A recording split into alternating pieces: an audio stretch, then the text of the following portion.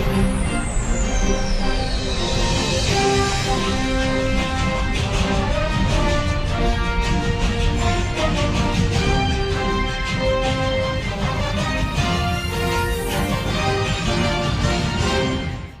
ਸ੍ਰੀ ਅਕਾਲ ਜੀ। Punjabi radio USA ਤੇ Punjabi TV USA ਵੇਖਣਾ ਸੁਣਨਾ ਤੁਸੀਂ ਸਾਰੇ ਸ਼ੁਰੂ ਕਰ ਚੁੱਕੇ ਹੋ। ਪ੍ਰੋਗਰਾਮ ਲੈ ਕੇ ਹਾਜ਼ਰ ਹਾਂ beyond the headlines with Mandeep Punia. Mandeep Punia ਜੀ ਦਾ ਸਾਥ ਹੁੰਦਾ ਹੈ ਤੇ ਦੇਸ਼ ਭਰ ਨਾਲ ਸੰਬੰਧਿਤ ਖਬਰਾਂ ਹੁੰਦੀਆਂ ਨੇ। ਸੋ ਕਰਦੇ ਹਾਂ ਸਵਾਗਤ ਤੇ ਫਿਰ ਇੱਕ ਇੱਕ ਕਰਕੇ ਸਾਰੀਆਂ ਖਬਰਾਂ ਤੇ ਚਾਨਣਾ ਪਾਵਾਂਗੇ। ਸਵਾਗਤ ਹੈ ਪੁਨੀਆ ਜੀ। ਜੀ ਸ਼ੁਕਰੀਆ, ਸਤਿ ਸ਼੍ਰੀ ਅਕਾਲ ਜੀ। ਸਤਿ ਸ਼੍ਰੀ ਅਕਾਲ ਜੀ। ਸੋ ਆਪਾਂ ਕਰੀਏ ਖਬਰਾਂ ਦਾ ਜੇਕਰ ਰੁਖ ਤਾਂ ਇੱਕ ਹੋਰ ਸੂਬੇ ਦੇ ਵਿੱਚ ਚੋਣਾਂ ਦੀ ਆਹਟ ਜੀ ਆਉਣੀ ਸ਼ੁਰੂ ਹੋ ਚੁੱਕੀ ਹੈ। ਹੁਣ ਫੇਰ ਰੌਣਕਾਂ ਲੱਗਣਗੀਆਂ, ਫੇਰ ਇੱਕ ਦੂਸਰੇ ਦੇ ਖਿਲਾਫ ਬਿਆਨਬਾਜ਼ੀ ਹੋਊਗੀ। ਗੱਲ ਬਿਹਾਰ ਦੀ ਕੀਤੀ ਜਾ ਰਹੀ ਹੈ। ਬਿਹਾਰ ਦੇ ਵਿੱਚ ਅੱਜ ਮੋਦੀ ਸਾਹਿਬ ਸੀ ਤੇ ਕੀ ਲੱਗਦਾ ਕਦੋਂ ਤੱਕ ਇਹ ਚੋਣਾਂ ਵਾਲਾ ਬਿਗਲ ਪੂਰੇ ਤਰੀਕੇ ਨਾਲ ਵੱਜ ਸਕਦਾ? ਦੇਖੋ, ਇਸ ਸਾਲ ਮਿਡ ਚ ਕਿਤੇ ਨਾ ਕਿਤੇ ਚੋਣ ਹੋ ਸਕਦੇ ਨੇ, ਜਾਂ ਤਾਂ ਜੁਲਾਈ, ਅਗਸਤ, ਸਤੰਬਰ, ਇਹਨਾਂ 3 ਮਹੀਨਿਆਂ ਚ ਕਿਤੇ ਕਦੇ ਵੀ ਇਹ ਚੋਣ ਕਰਾਏ ਜਾ ਸਕਦੇ ਨੇ। ਸ਼ਾਇਦ ਇਹ ਨਵੰਬਰ ਤੱਕ ਵੀ ਖਿੱਚ ਦੇਣ। ਤੇ ਬਿਹਾਰ ਚ ਚੋਣ ਹੋਣ ਜਾ ਰਹੇ ਨੇ ਤੇ ਤੁਸੀਂ ਇਹ ਲਾਓ ਕਿ ਬਿਹਾਰ ਇੱਕ ਅਹਿਮ ਸੂਬਾ ਗਾ। ਉਹਦਾ ਰੀਜ਼ਨ ਇਹ ਹੈ ਕਿ ਜਿਹੜੀ ਨਰਿੰਦਰ ਮੋਦੀ ਦੀ ਸਰਕਾਰ ਚੱਲ ਰਹੀ ਹੈ ਉਹ ਵੀ ਬਿਹਾਰ ਦੀ ਜਿਹੜੀ ਪਾਰਟੀ ਹੈਗੀ ਨਿਤੀਸ਼ ਕੁਮਾਰ ਦੀ, ਉਹਦੀ ਪਾਰਟੀ ਕਰਕੇ ਚੱਲ ਰਹੀ ਹੈ। ਉਹਦੇ ਜਿਹੜੇ MP ਹੈਗੇ ਆ ਉਹਨਾਂ ਨੂੰ ਸਮਰਥਨ ਦਿੱਤਾ ਹੋਇਆ ਹੈ। ਜੇ ਬਿਹਾਰ ਨਰਿੰਦਰ ਮੋਦੀ ਹੋ ਰਹੀ, ਯਾਨੀ ਕਿ ਨਿਤੀਸ਼ ਕੁਮਾਰ ਅਤੇ ਨਰਿੰਦਰ ਮੋਦੀ ਇਕੱਠੇ ਹੋ ਕੇ ਚੋਣ ਲੜਨਗੇ, ਜਿਹੜੀ ਉਹਨਾਂ ਦੀ ਪਾਰਟੀ ਹੈ JDU, ਇਹਨਾਂ ਦੀ BJP, ਤੇ ਚਿਰਾਗ ਪਾਸਵਾਨ ਵੀ ਇਸ ਅਲਾਇੰਸ 'ਚ ਸ਼ਾਮਿਲ ਹੋਊਗਾ ਜਾਂ ਨਹੀਂ ਹੋਊਗਾ ਇਹ ਅਜੇ ਕਲੀਅਰ ਨਹੀਂ। ਜੇ ਉਹ ਸਰਕਾਰ ਨਹੀਂ ਬਣਾ ਪਾਏ, ਜੇ ਉੱਥੇ ਲਾਲੂ ਯਾਦਵ ਦੇ ਮੁੰਡੇ ਦੀ ਸਰਕਾਰ ਆਉਂਦੀ ਹੈਗੀ ਆ, ਤਾਂ ਫਿਰ ਕੇਂਦਰ ਸਰਕਾਰ ਨੂੰ ਵੀ ਖਤਰਾ ਹੋ ਜਾਊਗਾ, ਉਹਨਾਂ ਨੂੰ ਵੀ ਦਿੱਕਤ ਆਊਗੀ ਦਿੱਲੀ 'ਚ। ਇਹ ਮੈਨੂੰ ਲੱਗਦਾ ਗਾ। ਇਸ ਕਰਕੇ ਬਿਹਾਰ ਦੇ ਵਿੱਚ ਸਪੈਸ਼ਲੀ ਨਰਿੰਦਰ ਮੋਦੀ ਖਾਸਾ ਧਿਆਨ ਦੇ ਰਹੇ ਨੇ। ਇਸ ਵਾਰ ਬਜਟ 'ਚ ਵੀ ਤੁਸੀਂ ਦੇਖੋਗੇ ਬਿਹਾਰ ਵਾਸਤੇ ਉਹਨਾਂ ਨੇ ਸਪੈਸ਼ਲ ਅਰੇਂਜਮੈਂਟ ਕੀਤੇ ਹੋਏ ਸੀ। ਮਖਾਣਾ ਬੋਰਡ ਵਗੈਰਾ ਵੀ ਬਣਾਏ, ਅੱਡ ਤੋਂ ਜਿਹੜੀ ਸਕੀਮਾਂ ਸੀਗੀਆਂ ਉਹ ਵੀ ਉੱਥੇ ਲਾਂਚ ਕੀਤੀਆਂ। ਐਂ ਇਸ ਵਾਰ ਵੀ ਉਹ ਅੱਜ ਭਾਗਲਪੁਰ ਗਏ ਸੀਗੇ ਤੇ ਭਾਗਲਪੁਰ ਦੇ ਵਿੱਚ ਉਹਨਾਂ ਨੇ ਅੱਜ 22,000 ਕਰੋੜ ਰੁਪਏ ਦੀ ਜਿਹੜੀ PM ਕਿਸਾਨ ਨਿਧੀ ਯੋਜਨਾ ਹੈਗੀ, ਜਿੱਥੇ ਉਹ ਛੋਟੀ ਜੋਤ ਦੇ ਕਿਸਾਨਾਂ ਨੂੰ 2,000 ਰੁਪਇਆ ਦਿੰਦੇ ਨੇ, ਉਹ ਅੱਜ ਦਿੱਤਾ ਗਿਆ। ਹਰ 3 ਮਹੀਨੇ ਬਾਅਦ ਇਹ ਮਿਲਦਾ ਗਾ। ਸਾਲ ਦਾ 6,000 ਰੁਪਇਆ ਟੋਟਲ ਜਿਹੜੀ ਕਿਸ਼ਤ ਹੈਗੀ ਆ ਉਹ ਹੈਗੀ ਆ, ਤੇ 500 ਰੁਪਏ ਮਹੀਨਾ। ਇਹ PM ਕਿਸਾਨ सम्मान निधि योजना ਦਾ ਪੈਸਾ ਸੀਗਾ। 22,000 ਕਰੋੜ ਰੁਪਏ ਬਿਹਾਰ ਦੇ ਵਿੱਚ ਦਿੱਤਾ ਗਿਆ, ਜਿਹੜੇ ਕਿ 9.5 ਕਰੋੜ ਲੋਕਾਂ ਤੱਕ ਪਹੁੰਚਿਆ ਗਾ। ਯਾਨੀ ਕਿ ਹਰ ਕਿਸਾਨ ਨੂੰ ਉੱਥੇ 2-2,000 ਰੁਪਇਆ ਪਹੁੰਚਿਆ ਗਾ। ਨਰਿੰਦਰ ਮੋਦੀ ਪਹੁੰਚੇ ਨੇ, ਇਸ ਕਰਕੇ ਉਹਨਾਂ ਨੇ ਅੱਜ ਡਾਇਰੈਕਟ ਟ੍ਰਾਂਸਫਰ ਕਰਨ ਦੀ ਗੱਲ ਕਹੀ। ਇਸ ਤੋਂ ਇਲਾਵਾ ਉਹਨਾਂ ਨੇ ਲਾਲੂ ਯਾਦਵ ਤੇ ਨਿਸ਼ਾਨਾ ਸਾਧਿਆ, ਕਿਉਂਕਿ ਲਾਲੂ ਯਾਦਵ ਬੇਸਿਕਲੀ ਏਦਾਂ ਦੀ ਸ਼ਖਸੀਅਤ ਹੈਗੇ ਆ ਜਿਹੜੇ ਕਿ ਜਿਹੜੀ ਕਮਿਊਨਲ ਪੋਲਿਟਿਕਸ, ਖਾਸ ਕਰ BJP RSS ਦੀ ਜਿਹੜੀ ਪੋਲਿਟਿਕਸ ਹੈ ਉਹਨੂੰ ਤੋੜਨ ਦਾ ਦਮ ਰੱਖਦੇ ਨੇ। ਉਹਨਾਂ ਨੇ ਹੀ ਜਦੋਂ 1991-92 ਦੇ ਵਿੱਚ ਜਦੋਂ ਲਾਲ ਕ੍ਰਿਸ਼ਨ ਅਡਵਾਨੀ ਰਥ ਯਾਤਰਾ ਕੱਢ ਰਹੇ ਸੀਗੇ, ਪੂਰੇ ਦੇਸ਼ ਦਾ ਮਾਹੌਲ ਕਮਿਊਨਲਾਈਜ਼ ਕਰ ਰਹੇ ਸੀ, ਉਦੋਂ ਬਿਹਾਰ ਦੇ ਵਿੱਚ ਲਾਲੂ ਯਾਦਵ ਮੁੱਖ ਮੰਤਰੀ ਹੁੰਦੇ ਸੀ। ਉਹਨਾਂ ਨੇ ਉਹਨਾਂ ਦਾ ਰਥ ਰੋਕਿਆ ਸੀਗਾ, ਤੇ ਜਿਹੜਾ ਪਟਨਾ ਦਾ ਗਾਂਧੀ ਮੈਦਾਨ ਉੱਥੇ ਉਹਨਾਂ ਨੇ ਸਪੀਚ ਵੀ ਦਿੱਤਾ ਸੀਗਾ। ਤੇ ਉਹ ਸਪੀਚ ਵੀ ਮੈਨੂੰ ਯਾਦ ਹੈ। ਮੈਂ ਬੇਸਿਕਲੀ ਜਿਹੜਾ ਆਰਕਾਈਵ ਹੈਗਾ, ਪੋਲੀਟੀਕਲ ਆਰਕਾਈਵ 90s ਦਾ 80s ਦਾ, ਸਾਰਾ ਦੇਖਦਾ ਰਹਿੰਦਾ। ਉਹਦੇ 'ਚ ਲਾਲੂ ਯਾਦਵ ਨੇ ਬਹੁਤ स्पष्ट तौर पे किया सीगा अडवाणी जी ने, अडवाणी जी आप ये रथ यात्रा रोक दीजिए। जब आप आदमी से आदमी को लड़ा देंगे, अगर आदमी ही नहीं रहेगा तो मंदिर में जाके घंटा कौन बजाएगा। तो ਉਹਨਾਂ ਨੇ ਮਤਲਬ ਬਹੁਤ ਸੋਹਣੀ ਗੱਲ ਕਹੀ ਸੀ। ਤੇ ਉੱਥੇ ਉਸ ਤੋਂ ਬਾਅਦ ਉਹਨਾਂ ਨੇ ਬੱਸ ਲੈ ਕੇ ਪੂਰੇ ਬਿਹਾਰ ਦੇ ਵਿੱਚ ਟਰੈਵਲ ਵੀ ਕੀਤਾ ਸੀ ਤੇ ਕਮਿਊਨਲ ਏਜੰਡੇ ਨੂੰ ਡਿਫੀਟ ਕਰਨ ਦੀ ਵੀ ਗੱਲ ਕਹੀ ਸੀ। ਇਸ ਕਰਕੇ RSS BJP ਦੇ ਅੱਖਾਂ 'ਚ ਬਹੁਤ ਜ਼ਿਆਦਾ ਸੁਭਦੇ ਨੇ ਜਿਹੜੇ ਲਾਲੂ ਪ੍ਰਸਾਦ ਯਾਦਵ ਹੈਗੇ ਆ। ਤੇ ਲਾਲੂ ਪ੍ਰਸਾਦ ਯਾਦਵ ਹੀ ਇੰਡੀਆ ਦੀ ਪੋਲਿਟਿਕਸ ਕੱਲਾ ਸ਼ਖਸ ਏਦਾਂ ਦਾ ਹੈਗਾ ਜਿਹੜਾ ਜਿਹਨੇ ਕਦੇ ਵੀ BJP ਨਾਲ ਅਲਾਈਅੰਸ ਨਹੀਂ ਕੀਤਾ, RSS ਨਾਲ ਅਲਾਈਅੰਸ ਨਹੀਂ ਕੀਤਾ। ਬਾਕੀ ਤਾਂ ਸਾਰੇ ਅਲਾਈਅੰਸ ਕਰ ਚੁੱਕੇ ਨੇ, ਉਹਨਾਂ ਨਾਲ ਜਾ ਚੁੱਕੇ ਨੇ, ਆਪਾਂ ਨੂੰ ਪਤਾ ਹੈਗਾ।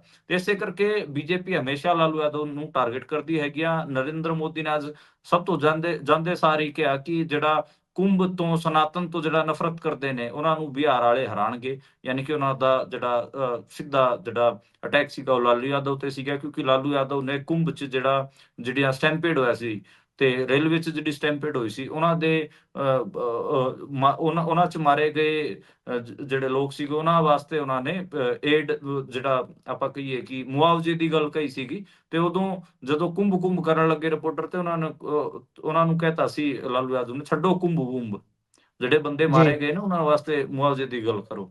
ਤੇ ਉਹਨੂੰ ਹੀ ਜੀ ਇਸ਼ੂ ਜੀ ਬਣਾ ਲਿਆ ਸੀਗਾ।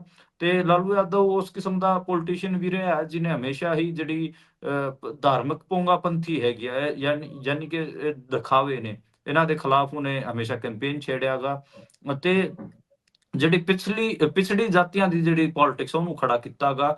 ਇੱਕ ਟਾਈਮ ਤਾਂ ਉਹਨੇ ਬ੍ਰਾਹਮਣਵਾਦ ਦੇ ਖਿਲਾਫ ਖਾਸਾ ਸੰਘਰਸ਼ ਕੀਤਾ ਲਾਲੂ ਯਾਦਵ ਨੇ।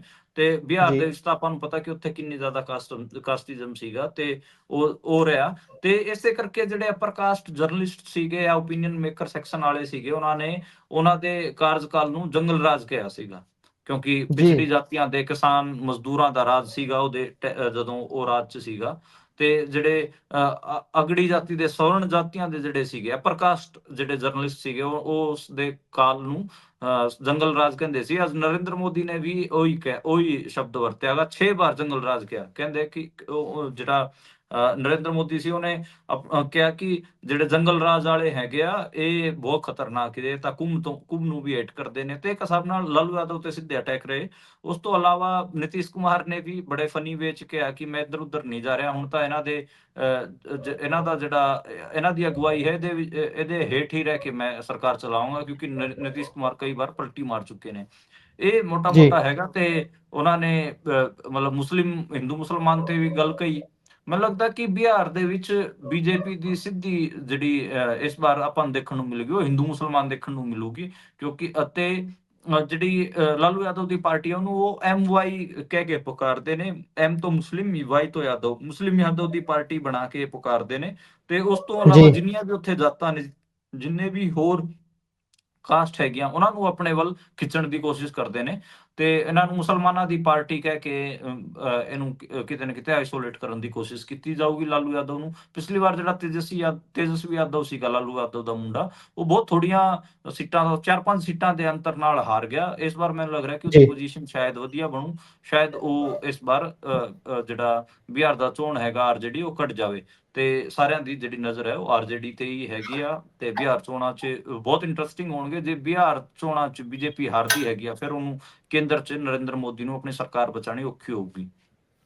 ਜੀ ਸੋ ਅਗਲੀ ਖਬਰ ਦੇ ਵਿੱਚ ਆਪਾਂ ਦਿੱਲੀ ਵੱਲ ਚੱਲਦੇ ਹਾਂ। ਦਿੱਲੀ ਦੇ ਵਿੱਚ ਆਤਿਸ਼ੀ ਮਾਰਲੇਨਾ ਹੋਣਾ ਨੂੰ ਵਿਰੋਧੀ ਧਿਰ ਦੇ ਨੇਤਾ ਬਣਾਇਆ ਗਿਆ। ਉਸ ਤੋਂ ਬਾਅਦ ਜਿਸ ਤਰੀਕੇ ਦੇ ਨਾਲ ਉਹਨਾਂ ਨੇ ਜਿੱਤ ਵੀ ਆਪਣੇ ਸਾਰੇ ਪਲਟਨ ਦੇ ਵਿੱਚੋਂ ਦਰਜ ਕੀਤੀ ਸੀ, ਉਸ ਦੇ ਨਾਲ ਤਾਂ ਚਿਹਰਾ ਉਹਨਾਂ ਦਾ ਵੱਡਾ ਹੋਇਆ ਹੀ ਸੀ। ਪਰ ਹੁਣ ਪੋਲਿਟਿਕਸ ਦਾ ਜਿਹੜਾ ਆਮ ਆਦਮੀ ਪਾਰਟੀ ਦਾ ਚਿਹਰਾ ਹੋਊਗਾ, ਐ ਲੱਗਦਾ ਹੈ ਕਿ ਉਹ ਵੀ ਆਤਿਸ਼ੀ ਮਾਰਲੇਨਾ ਹੀ ਰਹਿਣ ਵਾਲੇ ਨੇ। ਤੇ ਉਹਨਾਂ ਨੇ ਅੱਜ ਜਿਹੜਾ ਬਿਆਨ ਦਿੱਤਾ, ਕਹਿੰਦੇ ਵੀ ਡਾਕਟਰ ਅੰਬੇਦਕਰ ਤੇ ਭਗਤ ਸਿੰਘ ਦੀਆਂ ਤਸਵੀਰਾਂ ਲਾ ਦਿੱਤੀਆਂ ਗਈਆਂ ਨੇ ਉੱਥੋਂ ਮੁੱਖ ਉਸ ਘਰ ਦੇ ਵਿੱਚੋਂ, ਮੁੱਖ ਮੰਤਰੀ ਦੇ ਵਿੱਚੋਂ। ਇਸ ਤੇ ਕੀ ਕਿਹਾ ਹੈ ਹੁਣ ਬੀਜੇਪੀ ਦਾ ਕੋਈ ਪਲਟਵਾਰ ਆਇਆ ਜੀ? ਹਾਂ, ਦੇਖੋ, ਜਿਹੜੇ ਆਮ ਆਦਮੀ ਪਾਰਟੀ ਦੇ ਜਿਹੜੇ ਲੀਡਰ ਆਫ ਆਪੋਜੀਸ਼ਨ ਦੇ ਤੌਰ ਤੇ ਵੀ ਆਤਿਸ਼ੀ ਮਾਰਲੇਨਾ ਨੂੰ ਹੀ ਲਾਇਆ ਗਿਆ ਹੈਗਾ। ਤੇ ਅੱਜ ਸੈਸ਼ਨ ਵੀ ਸੀਗਾ। ਤੇ ਜਿਹੜੇ ਆਮ ਆਦਮੀ ਪਾਰਟੀ ਨੇ ਅੱਜ ਰੇਖਾ ਗੁਪਤਾ ਦੇ ਘਰ ਦੇ ਬਾਹਰ ਪ੍ਰਦਰਸ਼ਨ ਵੀ ਕੀਤਾ। ਤੇ ਉਹਨਾਂ ਨੇ ਇੱਕ ਤਾਂ ਇਹ ਸੀਗਾ ਕਿ 2500 ਰੁਪਇਆ ਤੁਸੀਂ ਕਦੋਂ ਦੇਵੋਗੇ ਮਹਿਲਾਵਾਂ ਨੂੰ, ਇਹੀ ਗੱਲ ਸੀ। ਕਿਉਂਕਿ ਜੀ ਜਿਹੜੀ ਰੇਖਾ ਗੁਪਤਾ ਸੀਗੀ ਉਹਨਾਂ ਦਾ ਇੱਕ ਸਟੇਟਮੈਂਟ ਆ ਗਿਆ ਸੀਗਾ, ਉਹਨਾਂ ਨੇ ਕਿਹਾ ਸੀਗਾ ਕਿ ਸਰਕਾਰ ਦਾ ਖਜ਼ਾਨਾ ਖਾਲੀ ਹੈ। ਉਸ ਤੋਂ ਬਾਅਦ ਇਹ ਪ੍ਰਦਰਸ਼ਨ ਕੀਤਾ। ਆਤਿਸ਼ੀ ਮਾਰਲੇਨਾ ਹੁਣ ਇੱਕ ਦੋ ਗੱਲ ਹੋਰ ਕਹਿ ਰਹੇ ਨੇ ਕਿ ਭਗਤ ਸਿੰਘ ਦਾ ਫੋਟੋ ਤੇ ਅੰਬੇਦਕਰ ਸਾਹਿਬ ਦਾ ਫੋਟੋ ਹਟਾ ਰੱਖਿਆ ਹੈ। ਤੇ ਉਹਨਾਂ ਨੇ ਉਹਨਾਂ ਦੀ ਥਾਂ ਤੇ ਜਿਹੜਾ ਗਾਂਧੀ ਦਾ, ਰਾਸ਼ਟਰਪਤੀ ਦਾ ਤੇ ਨਰਿੰਦਰ ਮੋਦੀ ਦਾ ਫੋਟੋ ਲਾ ਦਿੱਤਾ। ਤੇ ਉਹਨਾਂ ਨੇ ਕਿਹਾ ਕਿ ਇਹਨਾਂ ਦਾ ਦਲਿਤ ਅਤੇ ਸਿੱਖ ਵਿਰੋਧੀ ਜਿਹੜਾ ਚਿਹਰਾ ਹੈਗਾ ਬੀਜੇਪੀ ਦਾ ਉਹ ਸਾਹਮਣੇ ਆਇਆ ਹੈ। ਇਹ ਉਹ ਗੱਲਾਂ ਕਹਿ ਰਹੇ ਨੇ। ਹਾਲਾਂਕਿ ਰੇਖਾ ਗੁਪਤਾ ਨੇ ਕਿਹਾ ਕਿ ਜਿਹੜੇ ਭਗਤ ਸਿੰਘ ਅਤੇ ਬਾਬਾ ਸਾਹਿਬ ਅੰਬੇਦਕਰ ਹੈਗੇ ਆ, ਉਹਨਾਂ ਦੀ ਫੋਟੋ ਕਿਸੇ ਹੋਰ ਦੀਵਾਰ ਤੇ ਲੱਗੀ ਹੋਈ ਹੈ, ਉਹਨਾਂ ਦੇ ਘਰ 'ਚ ਹੀ ਹੈ, ਆਫਿਸ 'ਚ ਹੀ ਹੈ, ਉਹਨਾਂ ਨੇ ਬਾਹਰ ਨਹੀਂ ਕੱਢੀ ਹੈਗੀ ਆ। ਇਹ ਅੱਜ ਸਾਰਾ ਵਿਵਾਦ ਸੀ। ਤੇ ਉਹੀ ਓਪਟਿਕਸ ਦੀ ਪੋਲਿਟਿਕਸ ਤੁਸੀਂ ਕਹਿ ਸਕਦੇ ਹੈਗੇ ਹੋ ਕਿ ਵਿੱਚ ਮਤਲਬ ਫੋਟੋ ਹੋਣ ਤੇ ਜਾਂ ਨਾ ਹੋਣ ਤੇ ਕੀ ਫਰਕ ਪੈਂਦਾ ਹੈ ਅਗਲਿਆਂ ਦਾ। ਇਹ ਸਾਰਾ ਦਿੱਲੀ 'ਚ ਤਾਂ ਹਾਲਾਂਕਿ ਪੰਜਾਬ 'ਚ ਵੀ ਇਹ ਸ਼ੁਰੂ ਕਰਨਗੇ। ਪੰਜਾਬ 'ਚ ਵੀ ਤੁਸੀਂ ਦੇਖਿਓ ਇਸ ਵਾਰ ਕਾਂਗਰਸ ਦੇ ਹੋਣ, ਬੀਜੇਪੀ ਦੇ ਹੋਣ, ਅਕਾਲੀ ਹੋਣ, ਕੋਈ ਵੀ ਹੋਵੇ, ਆਮ ਆਦਮੀ ਪਾਰਟੀ ਦੇ ਹੋਣ, ਸਾਰੇ ਵਿਜ਼ੂਅਲ ਦੀ ਪੋਲਿਟਿਕਸ ਦੇ ਨਾਲ ਹੀ ਮੱਥਾ ਮਾਰ ਰਹੇ ਨੇ। ਲੋਕਾਂ ਦੀਆਂ ਕੀ ਸਮੱਸਿਆਵਾਂ ਨੇ, ਕੋਈ ਅੰਦੋਲਨ ਕਰਨ ਵਾਲੀ, ਉਹ ਕੋਈ ਤੁਸੀਂ ਦੇਖੋ ਪੰਜਾਬ 'ਚ ਵੀ ਉਹ ਕਲਚਰ ਖਤਮ ਹੁੰਦਾ ਜਾ ਰਿਹਾ ਕਿ ਜਿੱਥੇ ਜਿਹੜੇ ਪੋਲੀਟੀਸ਼ੀਅਨ ਸੀਗੇ, ਅਕਾਲੀ ਦਲ ਪਹਿਲਾਂ ਬਹੁਤ ਵੱਡੇ ਮੋਰਚੇ ਲਾਉਂਦਾ ਰਿਹਾ ਹੈ। ਤੁਸੀਂ ਕੋਈ ਅਕਾਲੀ ਦਲ ਦਾ ਕੋਈ ਹੁਣ ਮੋਰਚਾ ਦੇਖਿਆਗਾ? ਕੋਈ ਨਹੀਂ ਦੇਖਣ ਨਹੀਂ ਜੀ। ਮਿਲੂਗਾ। ਤੇ ਬਾਕੀਆਂ ਤੁਸੀਂ ਗੱਲ ਹੀ ਛੱਡ ਦੋ, ਕਾਂਗਰਸ ਬੀਜੇਪੀ ਇਹ ਤਾਂ ਕੁਝ ਕਰਨ ਜੋਗੇ ਹੈ ਹੀ ਨਹੀਂ। ਆਮ ਆਦਮੀ ਪਾਰਟੀ ਵੀ ਕੁਝ ਨਹੀਂ ਕਰੂਗੀ, ਹਾਲਾਂਕਿ ਉਹਨਾਂ ਦੀ ਤਾਂ ਸੱਤਾ ਹੀ ਹੈ ਇੱਥੇ, ਉਹ ਆਪਣੇ ਖਿਲਾਫ ਕਿਉਂ ਮੋਰਚੇ ਲਾਣਗੇ। ਤੇ ਇਹ ਜੀ ਵਿਜ਼ੂਅਲ ਜੀ ਦੀ ਪੋਲਿਟਿਕਸ ਹੀ ਅੱਗੇ ਚੱਲੂਗੀ। ਪੰਜਾਬ 'ਚ ਵੀ ਤੁਹਾਨੂੰ ਦੇਖਣ ਨੂੰ ਮਿਲੇਗਾ, ਇਹਦੀ ਫੋਟੋ ਲਾ ਦੀ, ਉਹਦੀ ਹਟਾਤੀ, ਇਹ ਕਰਤਾ, ਉਹਨੇ ਉਹ ਬੋਲਤਾ ਜੀ, ਇਹ ਕਰਤਾ ਜੀ, ਬਸ ਐਂ ਰਹਿ ਗਿਆ। ਜਿਹੜੇ ਮੁੱਦਿਆਂ ਦੀ ਹੁੰਦੀ ਸੀ ਕਿ ਰੈਜ਼ਿਸਟੈਂਸ ਬਿਲਡ ਕਰਨ ਵਾਲਾ ਮਾਮਲਾ ਹੁੰਦਾ ਸੀਗਾ, ਜਾਂ ਕੁਝ ਨਵਾਂ ਸਿਰਜਣ ਦੀ ਗੱਲ ਹੁੰਦੀ ਸੀ, ਸਮਾਜ 'ਚ ਕੁਝ ਨਵੀਂ ਚੀਜ਼ਾਂ ਸਿਰਜਣ ਦੀ ਗੱਲ ਹੁੰਦੀ ਸੀ, ਉਹ ਸਿਰੇ ਤੋਂ ਗਾਇਬ ਹੈ। ਜੀ ਸੋ ਹੁਣ ਵੇਖਦੇ ਹਾਂ ਅੱਗੇ ਕਰਦੇ ਕੀ ਨੇ। ਪਰ ਆਪਾਂ ਵਿਦੇਸ਼ ਵੱਲ ਨੂੰ ਚੱਲਦੇ ਹਾਂ। ਵਿਦੇਸ਼ ਤੋਂ ਖਬਰ ਆ ਰਹੀ ਹੈ ਕਿ ਵੈਟੀਕਨ ਸਿਟੀ ਤੋਂ ਜਿਹੜੇ ਪੌਪ ਨੇ ਉਹਨਾਂ ਦੀ ਹਾਲਤ ਗੰਭੀਰ 1-2 ਦਿਨ ਤੋਂ। ਹਾਂਜੀ, ਉਹਨਾਂ ਦੇ ਜਿਹੜੇ ਫੇਫੜੇ ਹੈਗੇ ਆ, ਉਹਨਾਂ 'ਚ ਇਨਫੈਕਸ਼ਨ ਹੋ ਰੱਖਿਆ ਹੈਗਾ, ਤੇ ਉਹਨਾਂ ਤੋਂ ਹਾਲਾਂਕਿ ਉਹਨਾਂ ਨੂੰ ਅਸਥਮੈਟਿਕ ਅਟੈਕ ਤਾਂ ਨਹੀਂ ਆਇਆ ਹੈਗਾ, ਪਰ ਉਹਨਾਂ ਨੂੰ ਹਾਰਟ ਅਟੈਕ ਆਉਣ ਦਾ ਜਿਹੜਾ ਹੈਗਾ ਉਹ ਖਤਰਾ ਵੀ ਬਣਿਆ ਹੋਇਆ ਹੈ। ਕਿਡਨੀ ਫੇਲ ਹੋਣ ਦੇ ਜਿਹੜੇ ਲੱਛਣ ਹੈਗੇ ਆ, ਉਹ ਵੀ ਦਿਖਾਈ ਦੇ ਰਹੇ ਨੇ, ਕਿਉਂਕਿ ਉਹਨਾਂ ਦੇ ਜਿਹੜੇ ਪਲੇਟਲੈਟਸ ਹੈਗੇ ਆ, ਉਹਨਾਂ 'ਚ ਵੀ ਘਾਟਾ ਹੋ ਰਿਹਾ ਹੈਗਾ, ਤੇ ਜਿਹੜਾ ਇਨਫੈਕਸ਼ਨ ਹੈ, ਆਕਸੀਜਨ ਦਾ ਹਾਈ ਫਲੋ ਉਹਨਾਂ ਨੂੰ ਦਿੱਤਾ ਜਾ ਰਿਹਾ ਹੈ, ਤੇ ਇਹ ਹਿਸਾਬ ਲਾਇਆ ਜਾ ਰਿਹਾ ਹੈ ਕਿ ਉਹਨਾਂ ਨੂੰ ਨਿਮੋਨੀਆ ਤੇ ਜਿਹੜਾ ਐਨੀਮੀਆ ਉਹਦਾ ਵੀ ਇਲਾਜ ਚੱਲਦਾ ਰਹੇ, ਤਾਂ ਉਹਨਾਂ ਦਾ ਜਿਹੜਾ ਹੈਲਥ ਹੈਗਾ ਉਹ ਵੀ ਸਟੇਬਲ ਰਹੇ। ਇਹ ਮੋਟਾ ਹੈਗਾ। ਤੇ 88 ਜੀ ਸਾਲ ਦੇ ਹੋ ਗਏ ਨੇ, 88 ਸਾਲ ਦੀ ਉਮਰ ਹੈਗੀ ਆ, 88 ਇਅਰਸ ਦੇ ਹੈਗੇ ਆ, ਤੇ ਪੂਰੀ ਦੁਨੀਆ ਭਰ ਦੇ ਵਿੱਚ ਜਿਹੜੇ ਈਸਾਈ ਧਰਮ ਦੇ ਜਿਹੜੇ ਲੋਕ ਹੈਗੇ ਆ, ਉਹਨਾਂ ਵਾਸਤੇ ਪ੍ਰੇ ਕਰ ਰਹੇ ਨੇ। ਪਿਛਲੇ 4-5 ਦਿਨਾਂ ਤੋਂ ਹੀ ਇਹ ਸਾਰਾ ਉਹਨਾਂ ਦਾ ਜਿਹੜਾ ਹੈਲਥ ਦਾ ਕ੍ਰਾਈਸਿਸ ਹੈ ਉਹ ਆਪਾਂ ਨੂੰ ਦੇਖਣ ਨੂੰ ਮਿਲ ਰਿਹਾ ਹੈ। ਤੇ 17 ਫਰਵਰੀ ਨੂੰ ਕਿਤੇ ਨਾ ਕਿਤੇ ਉਹ ਪਹਿਲੀ ਵਾਰ ਉਹਨਾਂ ਦੀ ਇਹ ਖਬਰ ਬਾਹਰ ਆਈ ਸੀਗੀ ਕਿ ਉਹਨਾਂ ਨੂੰ ਹੈਲਥ ਦਿੱਕਤਾਂ ਹੋ ਰਹੀਆਂ ਨੇ, ਤੇ 22-23 ਜੀ ਫਰਵਰੀ ਤੱਕ ਤਾਂ ਉਹਨਾਂ ਨੂੰ ਮਤਲਬ ਇਹ ਕਲੀਅਰ ਹੋ ਗਿਆ ਸੀ ਲੋਕਾਂ ਨੂੰ ਕਿ ਉਹਨਾਂ ਨੂੰ ਆਕਸੀਜਨ ਵੀ ਦੇਣੀ ਪਊਗੀ, ਹੋਰ ਵੀ 4 ਚੀਜ਼ਾਂ ਕਰਨੀਆਂ ਪੈਣਗੀਆਂ, ਇਲਾਜ ਚਲਾਉਣਾ ਪਊਗਾ, ਨਿਮੋਨੀਆ ਤੇ ਜਿਹੜਾ ਅਨੀਮੀਆ ਹੈਗਾ ਉਹਦੀ ਵੀ ਜਿਹੜੀ ਦਵਾਈ ਹੈ ਉਹ ਵੀ ਚਲਾਉਣੀ ਪਊਗੀ। ਤੇ ਮੈਨੂੰ ਜੀ ਲੱਗਦਾ ਕਿ ਇਸ ਵਾਰ ਪੋਪ ਸਾਹਿਬ ਮੁਸ਼ਕਿਲ ਹੀ ਬਚਣਗੇ, ਤੇ ਏਜ ਵੀ ਇੰਨੀ ਹੋ ਰੱਖੀ ਹੈ, ਸ਼ਾਇਦ ਜਿਹੜਾ 2-3 ਦਿਨਾਂ ਤੱਕ ਉਹ ਪੂਰੇ ਹੋ ਸਕਦੇ ਨੇ। ਮਤਲਬ ਇਹ ਹਾਲਾਂਕਿ ਰੱਬ ਕਿੰਨੀ ਉਮਰ ਕਿਹਦੀ ਲਿਖੀ ਹੁੰਦੀ ਹੈ, ਇਹ ਵੀ ਅੱਡ ਗੱਲ ਹੁੰਦੀ ਹੈ, ਪਰ ਇਸ ਵਾਰ ਬਹੁਤ ਉਹਨਾਂ ਦੀ ਜਿਹੜੀ ਹਾਲਤ ਹੈ ਉਹ ਬਹੁਤ ਨਾਜ਼ੁਕ ਹੈ। ਜੀ ਸੋ ਇਹ ਤਾਂ ਚਲੋ ਹੁਣ ਹੱਥ ਖੇਡ ਹੈਗੀ ਡਾਕਟਰਾਂ ਦੇ ਕਿ ਕੀ ਬਣਦਾ ਜਾਂ ਕਿਵੇਂ ਉਹਨਾਂ ਦੀ ਸਿਹਤਯਾਬੀ ਹੁੰਦੀ ਹੈ ਜਾਂ ਨਹੀਂ। ਪਰ ਆਪਾਂ ਅਗਲੀ ਖਬਰ ਦੇ ਵਿੱਚ ਚੱਲੀਏ ਯੂਪੀ ਵੱਲ ਨੂੰ। ਯੂਪੀ ਤੋਂ ਜਿਹੜੀ ਖਬਰ ਆ ਰਹੀ ਹੈ ਉਹ ਹਿੰਦੂ ਮੁਸਲਮ ਵਾਲਾ ਏਜੰਡਾ ਹੀ ਚੱਲ ਰਿਹਾ ਲਗਾਤਾਰ, ਉਹ ਅੱਗੇ ਉਸੇ ਨੂੰ ਟੋ ਕਰ ਰਹੇ ਨੇ। ਤੇ ਹੁਣ ਸੰਭਲ ਜਾਮਾ ਮਸਜਿਦ ਜਿਹੜੀ ਸਰਕਾਰੀ ਜ਼ਮੀਨ ਦੇ ਉੱਪਰ ਬਣਾਈ ਗਈ ਹੈ, ਇਹ ਕਹਿਣਾ ਯੂਪੀ ਸਰਕਾਰ ਦਾ, ਤੇ ਅੱਗੇ ਉਹ ਸੁਪਰੀਮ ਕੋਰਟ ਨੇ ਵੀ ਕੁਝ ਕਿਹਾ ਹੈ। ਕੀ ਕਹਿ ਰਹੇ ਨੇ ਜੀ? ਹਾਂ, ਸੁਪਰੀਮ ਕੋਰਟ ਦੇ ਵਿੱਚ ਇਹ ਸਾਰਾ ਮਾਮਲਾ ਚੱਲ ਹੀ ਰਿਹਾ ਹੈ। ਸੁਪਰੀਮ ਕੋਰਟ 'ਚ ਜਿਹੜੀ ਸਟੇਟਸ ਰਿਪੋਰਟ ਹੈ ਯੂਪੀ ਸਰਕਾਰ ਨੇ ਉਹ ਦਾਖਲ ਕੀਤੀ ਹੈ। ਯੂਪੀ ਸਰਕਾਰ ਤੋਂ, ਯੂਪੀ ਗਵਰਨਮੈਂਟ ਤੋਂ ਸੁਪਰੀਮ ਕੋਰਟ ਨੇ ਸਟੇਟਸ ਰਿਪੋਰਟ ਮੰਗੀ ਸੀ, ਤੇ ਯੂਪੀ ਗਵਰਨਮੈਂਟ ਅੱਡੀ ਗਾਣੇ ਗਾਈ ਜਾ ਰਹੀ ਹੈ। ਉਹ ਕਹਿ ਰਹੀ ਹੈ ਕਿ ਇਹ ਤਾਂ ਦੇਖੋ ਜੀ, ਜਿਹੜੇ ਜਾਮਾ ਮਸਜਿਦ ਵਾਲੇ ਹੈਗੇ, ਸ਼ਾਹੀ ਜਾਮਾ ਮਸਜਿਦ ਵਾਲੇ, ਇਹ ਤਾਂ ਉੱਥੇ 19 ਕੂਏ ਸੀਗੇ, ਉਹ ਜਿਹੜੇ ਕੂਏ ਸੀਗੇ ਉਹਨਾਂ ਨੂੰ ਇਹ ਕਬਜ਼ਾ ਕਰਨਾ ਚਾਹੁੰਦੇ ਨੇ। ਤੇ ਜੀ ਪੰਜਾਬੀ 'ਚ ਆਪਾਂ ਸ਼ਾਇਦ ਖੂਹ ਕਹਿੰਦੇ ਆ, ਖੂਹ ਹਨਾ। ਜੀ ਜੀ ਖੂਹ ਕਹਿੰਦੇ ਨੇ। ਹਾਂ ਹਾਂ, ਖੂਹ ਸੀਗੇ 19, ਤੇ ਉਹ ਕਹਿੰਦੇ ਕਿ ਇਹ ਸਰਕਾਰੀ ਜ਼ਮੀਨਾਂ ਤੇ ਬਣੇ ਹੋਏ ਨੇ, ਉਹ ਉੱਥੇ ਡਿਵੈਲਪਮੈਂਟ ਕਰਨਾ ਚਾਹੁੰਦੇ ਨੇ, ਉਹਦੇ ਤੇ ਬਣੀ ਹੋਈ ਹੈ। ਇਹ ਮਤਲਬ ਕੋਈ ਫੈਕਚੁਅਲ ਚੀਜ਼ ਤਾਂ ਮੈਨੂੰ ਤਾਂ ਲੱਗ ਨਹੀਂ ਰਹੀ। ਜਿਹੜੀ ਸਰਕਾਰ ਹੈ ਉੱਥੇ ਕਮਿਊਨਲਾਈਜੇਸ਼ਨ ਕਰਨ ਤੇ ਲੱਗੀ ਹੋਈ ਹੈ, ਤੇ ਸੁਪਰੀਮ ਕੋਰਟ ਮੈਨੂੰ ਲੱਗਦਾ ਕਿ ਇਹਦੇ ਤੇ ਕੋਈ ਫੈਸਲਾ ਸੁਣਾਊਗਾ, ਉਸ ਤੋਂ ਬਾਅਦ ਹੀ ਪਤਾ ਲੱਗੂਗਾ ਸ਼ਾਇਦ। ਇੱਕ ਜਿਹੜੀ ਪੂਰਾ ਜਿਹੜਾ ਇਹਨਾਂ ਦਾ ਜਦੋਂ ਪਹਿਲਾਂ ਇਹਨਾਂ ਦਾ ਇਹ ਸੀਗਾ ਕਿ ਇਹ ਸ਼ਾਹੀ ਜਾਮਾ ਮਸਜਿਦ ਦੇ ਥੱਲੇ ਮੰਦਿਰ ਹੈ, ਜਦੋਂ ਉੱਥੇ ਉਹ ਡਿਫੀਟ ਹੋਏ, ਉਸ ਤੋਂ ਬਾਅਦ ਹੁਣ ਇਹ ਕਹਿ ਰਹੇ ਨੇ ਕਿ ਇਹ ਤਾਂ ਸਰਕਾਰੀ ਜ਼ਮੀਨ ਤੇ ਬਣੀ ਹੋਈ ਹੈ, ਉੱਥੇ ਇਹ ਤਾਂ ਜਿਹੜੇ ਸਰਕਾਰੀ ਖੂਹ ਸੀਗੇ ਉਹਨਾਂ ਨੂੰ ਕਬਜ਼ਾਉਣ ਦੀ ਕੋਸ਼ਿਸ਼ ਕਰ ਰਹੀ ਹੈ।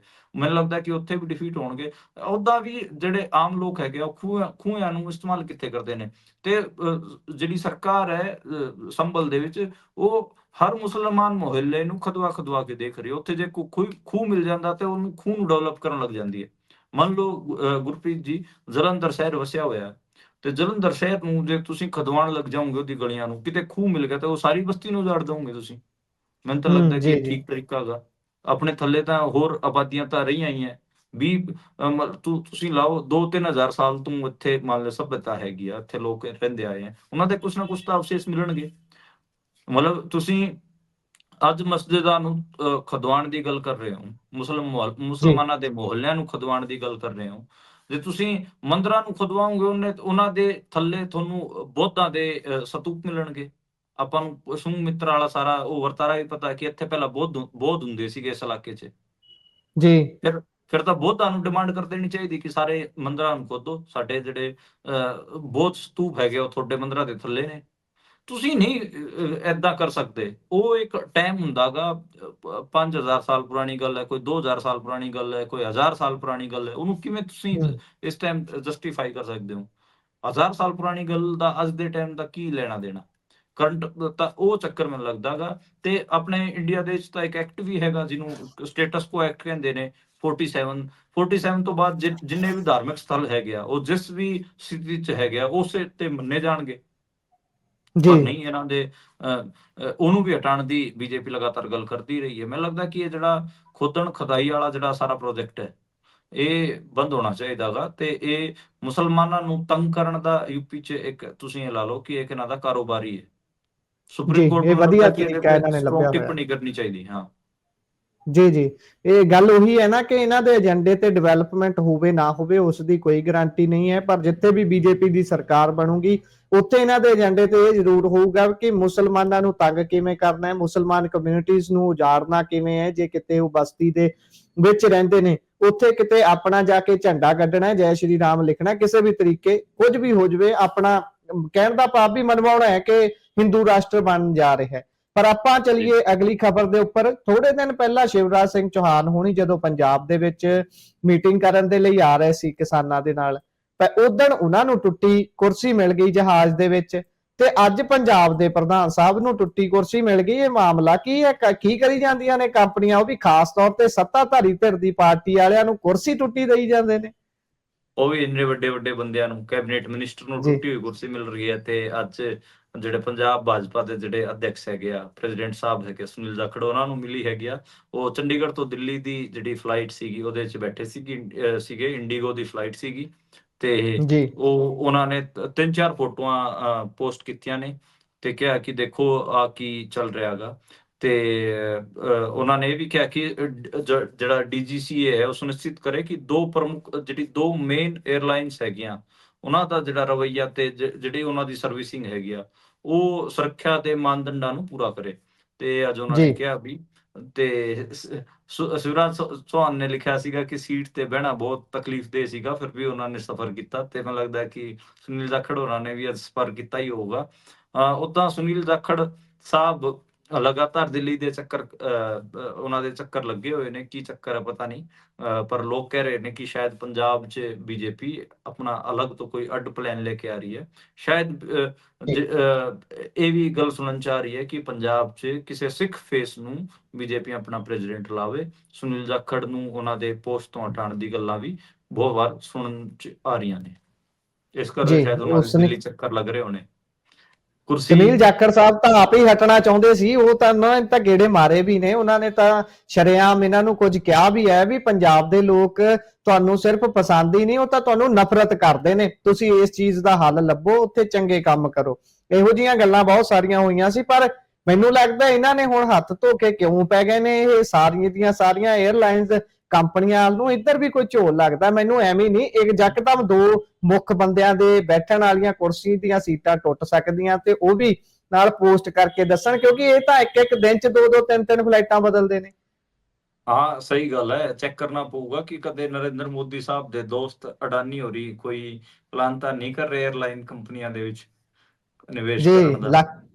ਜੀ ਲੱਗ ਰਿਹਾ ਹੈ ਕਿ ਇੱਕ ਹੋਰ ਚੀਜ਼ ਹੈ ਹੁਣ ਐਕਵਾਇਰ ਹੋਣ ਵਾਲੀ ਹੈ, ਘੇਰੇ 'ਚ ਆ ਜਾਊਗੀ। ਪਰ ਆਪਾਂ ਚੱਲਦੇ ਹਾਂ ਅੱਗੇ, ਗੱਲ ਕਰਦੇ ਹਾਂ ਕਿਸਾਨਾਂ ਦੀ। ਕਿਸਾਨਾਂ ਦੇ ਨਾਲ ਦੂਸਰੀ ਮੀਟਿੰਗ ਵੀ ਹੋ ਹਟੀ ਹੈ ਇੱਥੋਂ, ਜਦੋਂ ਤੋਂ ਜਮੂਦ ਟੁੱਟਿਆ ਮੀਟਿੰਗਾਂ ਵਾਲਾ।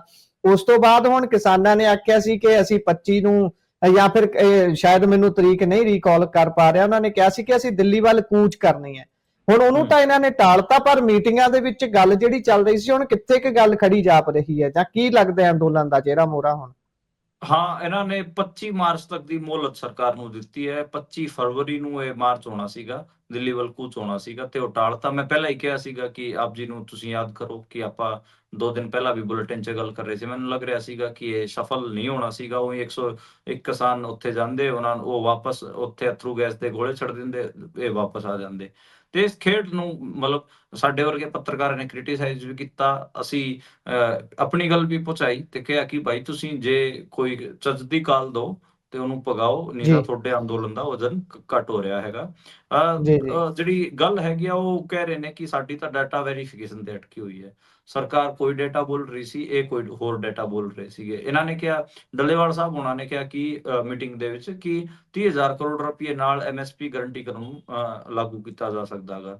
ਉਹ ਕਿੰਨੀ ਕੁ ਸੱਚ ਹੈ, ਉਹ ਇਹ ਆਪਾਂ ਨੂੰ ਮਤਲਬ ਆਪਾਂ ਨੂੰ ਵੀ ਨਹੀਂ ਪਤਾ। ਇਹਦੇ ਤੇ ਤਾਂ ਜਿਹੜੇ ਐਕਸਪਰਟ ਹੈਗੇ ਉਹਨਾਂ ਨਾਲ ਗੱਲ ਕਰਨੀ ਪਊਗੀ ਤੇ ਮਾੜੇ ਮੋਟੇ ਡਾਟਾ ਖੰਗਾਲਣੇ ਪੈਣਗੇ। ਤੇ ਅਗਲਿਆਂ ਨੇ ਵੀ, ਕੇਂਦਰ ਸਰਕਾਰ ਨੇ ਵੀ ਕਿਹਾ ਕਿ ਠੀਕ ਹੈ, ਅਸੀਂ ਅਗਲੀ ਮੀਟਿੰਗ ਨੂੰ ਦੱਸਾਂਗੇ। 19 ਮਾਰਚ ਤੱਕ ਅਸੀਂ ਜਿੰਨੇ ਵੀ ਡਾਟਾ ਹੈਗੇ, ਰਿਪੋਰਟਾਂ ਹੈਗੀਆਂ, ਉਹ ਲੈ ਲੈਂਦੇ ਆ। ਫਿਰ 19 ਮਾਰਚ ਨੂੰ ਇਸ ਚੀਜ਼ ਤੇ ਗੱਲ ਕਰਾਂਗੇ। ਤੇ 6 ਮੀਟਿੰਗਾਂ ਹੋ ਚੁੱਕੀਆਂ ਨੇ। 7ਵੀਂ ਮੀਟਿੰਗ ਜਿਹੜੀ ਹੈਗੀ ਆ 19 ਮਾਰਚ ਨੂੰ ਹੋਣ ਜਾ ਰਹੀ ਹੈਗੀ ਆ। ਤੇ ਇਹ ਮੋਟਾ ਹੈਗਾ। ਬਾਕੀ ਜਿਹੜਾ ਧਿਆਨ ਹੈਗਾ ਪੰਜਾਬ 'ਚ ਹੁਣ, ਜਿਹੜਾ ਲੈਂਡ ਐਕੁਜੀਸ਼ਨ ਹੋ ਰਹੀਆਂ ਨੇ, ਉਹਨਾਂ ਵੱਲ ਵੀ ਜਾਊਗਾ ਆਪ ਜੀ ਹੋਣਾ ਦਾ। ਭਾਰਤਮਾਲਾ ਦੇ ਜਿਹੜੇ ਪ੍ਰੋਜੈਕਟ ਹੈਗੇ ਆ, ਉਹਨਾਂ ਦੀ ਬਹੁਤ ਸਾਰੀ ਥਾਵਾਂ ਤੇ ਪ੍ਰੋਟੈਸਟ ਚੱਲ ਰਹੇ ਨੇ ਤੇ ਤੁਹਾਨੂੰ ਕਿਸਾਨ ਉਹਨਾਂ ਮੋਰਚਿਆਂ ਤੇ ਜ਼ਿਆਦਾ ਐਕਟਿਵ ਦਿਖਣਗੇ ਪੰਜਾਬ ਦੇ, ਤੇ ਉੱਥੇ ਤੁਹਾਨੂੰ ਹਲਚਲ ਬਹੁਤ ਦੇਖਣ ਨੂੰ ਮਿਲੂਗੀ। ਜੀ, ਸੋ ਅਗਲੀ ਖਬਰ 'ਚ ਚਲੀਏ ਤਾਂ ਅੱਜ ਸੀ ਪੰਜਾਬ ਦੇ ਵਿੱਚ ਵਿਧਾਨ ਸਭਾ ਦਾ ਸੈਸ਼ਨ। ਮੈਨੂੰ ਤਾਂ ਲੱਗਦਾ ਜੇਕਰ ਇਹ 6 ਮਹੀਨਿਆਂ ਵਾਲਾ ਕਾਨੂੰਨ ਨਾ ਹੁੰਦਾ ਕਿ 6 ਮਹੀਨਿਆਂ 'ਚ ਜ਼ਰੂਰ ਬੁਲਾਉਣੀ ਹੈ, ਤਾਂ ਇਹਨਾਂ ਨੇ ਬਸ ਬਜਟ ਹੀ ਪੇਸ਼ ਕਰਿਆ ਕਰਨਾ ਸੀ। ਉਸ ਤੋਂ ਬਾਅਦ ਛੁੱਟੀਆਂ ਚੱਲਣੀਆਂ ਸੀ। ਵੈਸੇ ਐਮਐਲਏ ਦਾ ਜਿਹੜਾ ਕੰਮ ਹੁੰਦਾ ਹੈ ਉਹ ਵਿਧਾਨ ਸਭਾ 'ਚ ਹੀ ਹੁੰਦਾ ਹੈ। ਉਹਨੇ ਗਲੀਆਂ ਨਾਲੀਆਂ ਆਪ ਨਹੀਂ ਜਾ ਕੇ ਬਣਵਾਉਣੀਆਂ ਹੁੰਦੀਆਂ। ਇਹ ਵੀ ਬਹੁਤ ਲੋਕਾਂ ਨੂੰ ਵਹਿਮ ਹੈ ਕਿ ਸ਼ਾਇਦ ਅਸੀਂ ਗਲੀਆਂ ਨਾਲੀਆਂ ਬਣਵਾਉਂਦੇ ਫਿਰਾਂਗੇ ਜਾਂ ਤੁਰੇ ਫਿਰਾਂਗੇ ਗਲੀਆਂ ਦੇ ਵਿੱਚ, ਇਹ ਸਾਡਾ ਐਮਐਲਏ ਸ਼ਿਪ ਦਾ ਕੰਮ ਹੈ। ਵਿਧਾਨ ਸਭਾ ਇਸੇ ਲਈ ਹੁੰਦੀ ਹੈ ਕਿ ਉੱਥੇ ਬੋਲ ਕੇ, ਉੱਥੇ ਖੜ ਕੇ ਜਿਹੜੀ ਇਹ ਗੱਲ ਕਰਨਗੇ, ਇਹਨਾਂ ਤੇ ਕੋਈ ਉਂਗਲ ਨਹੀਂ ਚੱਕ ਸਕਦਾ। ਮਾਨਹਾਨੀ ਦਾ ਦਾਵਾ ਵੀ ਨਹੀਂ ਪੇਸ਼ ਕੀਤਾ ਜਾ ਸਕਦਾ। ਸ਼ਾਇਦ ਬਹੁਤ ਤਕੜੇ ਕਾਨੂੰਨ ਨੇ, ਪਰ ਵਿਧਾਨ ਸਭਾ ਦੇ ਸੈਸ਼ਨ ਬਹੁਤ ਘੱਟ ਹੁੰਦੇ ਨੇ। ਇਹ ਤਾਂ ਸੀ ਮੇਰੀ ਆਪਣੀ ਨਿੱਜੀ ਰਾਏ।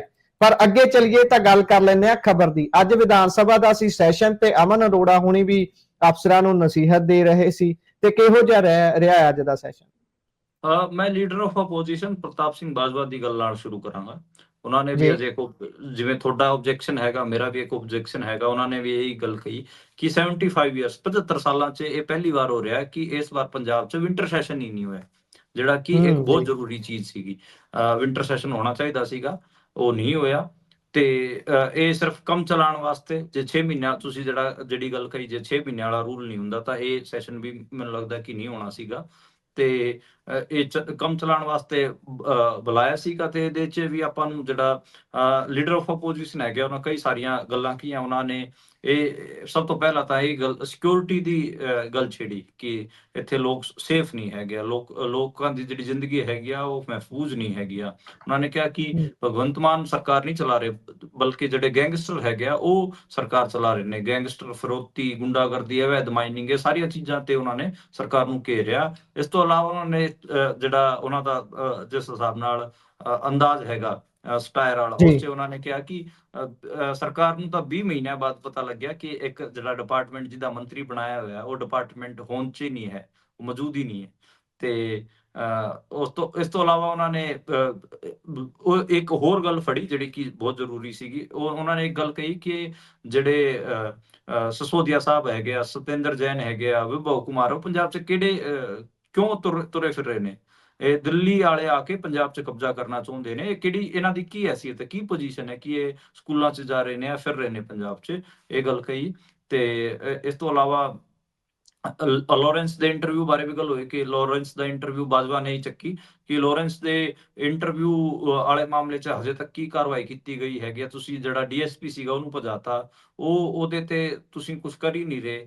ਅਮਰੂਦ ਸਕੈਮ ਵਾਲੀ ਗੱਲ ਆਈ, ਪੀਐਸਆਈ ਸੀ ਦਾ ਜਿਹੜਾ ਪਲਾਂਟ ਵਾਲਾ ਸਕੈਮ ਸੀਗਾ ਉਹਦੀ ਗੱਲ ਆਈ। ਇਹ 4-5 ਚੀਜ਼ਾਂ ਸੀਗੀਆਂ। ਤੇ ਅੱਜ ਪ੍ਰਗਟ ਸਿੰਘ ਨੇ, ਜਿਹੜਾ ਆਪਾਂ ਤਮਿਲਨਾਡੂ ਵਾਲੀ ਗੱਲ ਕਰ ਰਹੇ ਸੀ ਕਿ ਉੱਥੇ ਨਿਊ ਐਜੂਕੇਸ਼ਨ ਪਾਲਿਸੀ ਨੂੰ ਠੀਕ ਠਾਕ ਉਹਦੇ ਖਿਲਾਫ ਬੋਲਿਆ ਜਾ ਰਿਹਾ ਹੈਗਾ, ਅੱਜ ਪ੍ਰਗਟ ਸਿੰਘ ਨੇ ਵੀ ਉਹ ਗੱਲ ਕਹੀ ਹੈ। ਪ੍ਰਗਟ ਸਿੰਘ ਨੇ ਕਿਹਾ ਕਿ ਜਿਹੜੀ ਨਿਊ ਐਜੂਕੇਸ਼ਨ ਪਾਲਿਸੀ ਹੈ ਹੈ ਇਹ ਲਾਗੂ ਨਾ ਕੀਤੀ ਜਾਵੇ ਤੇ ਇਹਨੂੰ ਰੱਦ ਕੀਤਾ ਜਾਵੇ। ਇਹ ਗੱਲ ਅੱਜ ਪ੍ਰਗਟ ਸਿੰਘ ਨੇ ਕਹੀ ਹੈ। ਤੇ ਇਸ ਤੋਂ ਇਲਾਵਾ ਰਾਵੀ ਵੈਸਟ ਟ੍ਰਿਬਿਊਨਲ ਵੀ ਉਹਨਾਂ ਨੇ ਚੱਕਿਆ ਤੇ ਉਹਨਾਂ ਨੇ ਕਿਹਾ ਕਿ ਜਿਹੜਾ ਰਾਈਪੇਰੀਅਨ ਲਾਅ ਉਹ ਲਾਗੂ ਹੁੰਦਾਗਾ ਜੇ ਤੁਸੀਂ ਇਹ ਰਾਵੀ ਵੈਸਟ ਟ੍ਰਿਬਿਊਨਲ ਬਣਾਉਂਦੇ ਹੈਗੇ ਹੋ ਤੇ ਇਹਦੇ ਚ ਤੁਹਾਡਾ ਕੋਰਟ ਚ ਜਿਹੜਾ ਪੱਖ ਹੈਗਾ ਉਹ ਪੰਜਾਬ ਦਾ ਪੱਖ ਹੈਗਾ ਉਹ ਕਮਜ਼ੋਰ ਪਊਗਾ। ਇਹ ਗੱਲ ਇੱਕ ਤਾਂ ਉਹਨਾਂ ਨੇ ਕਹੀ। ਦੂਜਾ ਉਹਨਾਂ ਨੇ ਇਹ ਵੀ ਕਿਹਾ ਕਿ ਜਿਹੜੀ ਨਿਊ ਐਜੂਕੇਸ਼ਨ ਪਾਲਿਸੀ ਉਹ 6 ਸੂਬਿਆਂ 'ਚ ਰੱਦ ਕੀਤੀ ਗਈ ਹੈਗੀ ਆ, ਤੁਸੀਂ ਪੰਜਾਬ 'ਚ ਵੀ ਰੱਦ ਕਰੋ। ਜਿਹੜੀ ਆਪਾਂ 2-3 ਦਿਨ ਤੋਂ ਆਪਾਂ ਵੀ ਗੱਲ ਕਰ ਰਹੇ ਹਾਂ, ਮੈਨੂੰ ਵੀ ਲੱਗਦਾ ਕਿ ਪੰਜਾਬ 'ਚ ਨਿਊ ਐਜੂਕੇਸ਼ਨ ਪਾਲਿਸੀ ਨੂੰ ਰੱਦ ਕੀਤਾ ਜਾਣਾ ਚਾਹੀਦਾ। ਪੰਜਾਬ 'ਚ ਜਦੋਂ ਕੋਈ ਬੋਲੀ ਨਹੀਂ ਜਾਂਦੀ, ਉਹਦਾ ਕੋਈ ਰੈਲੀਵੈਂਸ ਹੀ ਨਹੀਂ, ਉਹਨੂੰ ਕਿਉਂ ਤੁਸੀਂ ਪਾਠ్యਕ੍ਰਮਾਂ 'ਚ ਪੜਾਓਗੇ ਜਾਂ ਫਿਰ ਕਿਉਂ ਉਹਨੂੰ ਲੱਦੀ ਫਿਰੋਗੇ। ਤੇ 3 ਬੋਲੀਆਂ ਨੇ ਟ੍ਰਾਈਐਂਗਲ ਜਿਹੜੇ ਟ੍ਰਾਈ ਲੈਂਗੁਏਜ ਫਾਰਮੂਲਾ ਲੈ ਕੇ ਆ ਰਹੇ ਨੇ, ਸੰਸਕ੍ਰਿਤ ਤੱਕ ਪੜਾਉਣ ਜਾਣਗੇ। ਸੰਸਕ੍ਰਿਤ ਦਾ ਕੱਖਾ ਜਾਣਦੇ ਹੋ ਗੁਰਪ੍ਰੀਤ ਜੀ? ਮੈਂ ਤੁਸੀਂ ਤਾਂ ਪੱਤਰਕਾਰ ਹੋ, ਪੜ੍ਹੇ ਲਿਖੇ ਹੋ, ਮੈਂ ਤੁਹਾਨੂੰ ਵੀ ਪੁੱਛ ਲੈਂਦਾ, ਸੰਸਕ੍ਰਿਤ ਦਾ ਨਹੀਂ ਕੱਖਾ ਜਾਣਦੇ ਹੋ? ਹਿੰਦੀ ਜੀ ਤੁਸੀਂ ਜੀ ਜਦੋਂ ਨਹੀਂ ਬੋਲਦੇ ਹੋ ਸਾਨੂੰ ਬਹੁਤ ਹਾਸਾ ਆਉਂਦਾ ਹੈ। ਹਿੰਦੀ ਵੀ ਜੀ ਤੁਹਾਡੇ ਤੋਂ ਨਹੀਂ ਬੋਲੀ ਜਾਂਦੀ। ਸੰਸਕ੍ਰਿਤ ਹਮ, ਦਾ ਕੀ ਲੈਣਾ ਦੇਣਾ, ਹਿੰਦੀ ਦਾ ਕੀ ਲੈਣਾ ਦੇਣਾ? ਪਰ ਉਹਨਾਂ ਨੂੰ ਹਮ, ਜ਼ਬਰਦਸਤੀ ਜਿਹੜੀ ਨਿਊ ਐਜੂਕੇਸ਼ਨ ਪਾਲਿਸੀ ਹੈ ਉਹ ਸਟੂਡੈਂਟਾਂ ਨੂੰ ਪੜ੍ਹਾਉਣ ਦੀ ਗੱਲ ਕਰ ਰਹੀ ਹੈ। ਇਹ ਜੀ ਦਿੱਕਤ ਮੈਨੂੰ ਲੱਗਦਾ ਕਿ ਹੋਰ ਵੀ ਚੀਜ਼ਾਂ ਨੇ, ਉਹ ਪਬਲਿਕ ਪ੍ਰਾਈਵੇਟ ਪਾਰਟਨਰਸ਼ਿਪ ਵਾਲਾ PPP ਮਾਡਲ ਵੀ ਹੈਗਾ। ਜਿਹੜੀ ਯੂਨੀਵਰਸਿਟੀਆਂ ਹੈਗੀਆਂ ਉਹਨਾਂ ਨੂੰ, ਜਿਹੜੀ ਸਰਕਾਰੀ ਯੂਨੀਵਰਸਿਟੀਆਂ ਨੇ ਉਹਨਾਂ ਨੂੰ ਕਿਤੇ ਨਾ ਕਿਤੇ ਪ੍ਰਾਈਵੇਟਾਈਜੇਸ਼ਨ ਵੱਲ ਧਕੇਲਣ ਦਾ ਵੀ ਉਹਨਾਂ ਦਾ ਪੂਰਾ ਇਰਾਦਾ ਹੈਗਾ। ਤੇ ਜੀ ਵੋਕੇਸ਼ਨਲ ਐਜੂਕੇਸ਼ਨ ਦੇ ਨਾਂ ਤੇ ਜਿਹੜੀ ਇਤਿਹਾਸ ਦੀ ਪੜ੍ਹਾਈ ਹੈ ਜਾਂ ਫਿਰ ਸਮਾਜ ਸ਼ਾਸਤਰ ਦੀ ਜਿਹੜੀ ਪੜ੍ਹਾਈ ਹੈ, ਰਾਜਨੀਤੀ ਦੀ ਜਿਹੜੀ ਪੜ੍ਹਾਈ ਹੈ, ਉਹਨੂੰ ਪਿੱਛੇ ਧਕੇਲਣ ਦਾ ਰਾਹ ਪੂਰਾ ਖੋਲ ਰਹੀ ਹੈ। ਮਤਲਬ ਦੇਖੋ ਜਿਹੜੀ ਯੂਨੀਵਰਸਿਟੀਆਂ ਨੇ ਉਹ ਮਨੁੱਖ ਨੂੰ ਮਨੁੱਖ ਬਣਾਉਂਦੀਆਂ ਨੇ। ਦੇ make human beings note human machines. ਤੇ ਜਿਹੜੀ ਨਿਊ ਐਜੂਕੇਸ਼ਨ ਪਾਲਿਸੀ ਹੈ ਉਹ ਤਾਂ ਕਿਤੇ ਨਾ ਕਿਤੇ ਹਿਊਮਨ ਬੀਇੰਗਸ ਨੂੰ ਹਿਊਮਨ ਮਸ਼ੀਨ ਬਣਾਉਣ ਵਾਲੀ ਪਾਲਿਸੀ ਹੈ। ਵੋਕੇਸ਼ਨਲ ਜੀ ਐਜੂਕੇਸ਼ਨ, PPP ਮਾਡਲ, ਫਿਰ ਟ੍ਰਾਈ ਲੈਂਗੁਏਜ ਫਾਰਮੂਲਾ, ਇਹ ਕਈ ਸਾਰੀਆਂ ਚੀਜ਼ਾਂ ਨੇ ਜਿਹੜੀ ਖਾਸੀ ਦਿੱਕਤ ਵਾਲੀਆਂ ਹੈਗੀਆਂ। 6 ਸੂਬੇ ਆਲਰੇਡੀ ਇਹਨੂੰ ਰਿਜੈਕਟ ਕਰ ਚੁੱਕੇ ਨੇ। ਮੈਨੂੰ ਲੱਗਦਾ ਕਿ ਪੰਜਾਬ ਨੂੰ ਰਿਜੈਕਟ ਕਰਨੀ ਚਾਹੀਦੀ। ਪ੍ਰਗਟ ਸਿੰਘ ਨੇ ਬਹੁਤ ਜੀ ਜ਼ਰੂਰੀ ਮੁੱਦਾ ਚੱਕਿਆ।